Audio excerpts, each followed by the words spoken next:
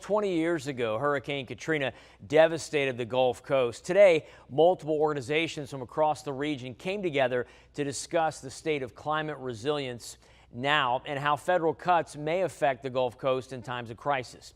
KSLA's Andrew Wellman tells us more. On any given day, Mother Nature can break anything built by man. 20 years ago, Hurricane Katrina made landfall on the Gulf Coast on August 29th. The massive hurricane left a trail of devastation behind, taking the lives of thousands of people while leaving thousands displaced as well. The effects of Hurricane Katrina can still be felt today. Thursday, local organizations gathered to discuss the lasting impact Katrina had on climate resilience 20 years later, and how cuts to federal aid programs could hurt the area if another massive storm were to hit the Gulf Coast. And even worse, are taking away the preparedness that we need for the next major climate events. So in the last 20 years, we've had 285 separate extreme weather disasters with losses exceeding $1 billion. But we rely on this agency to help people out in times of extreme disasters. And the Trump administration is cutting funding there, expecting states to step up more.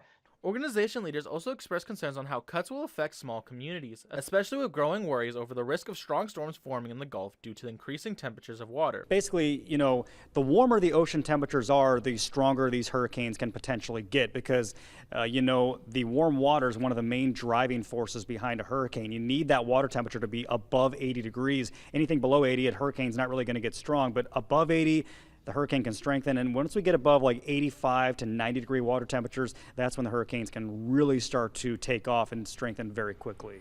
While some aid programs have lost funding, they believe it's more important than ever that local communities have plans in place in case of a massive natural disaster. How do we up our preparedness game from going from storm warning to be able to get most of the people out of harm's way? And we must work harder on working on our evacuation plans. Even though 80% of New Orleans did evacuate before the storm, the 20% that was left behind were primarily poor people that didn't have the means to evacuate. For KSLA News 12, I'm Andrew Wellman.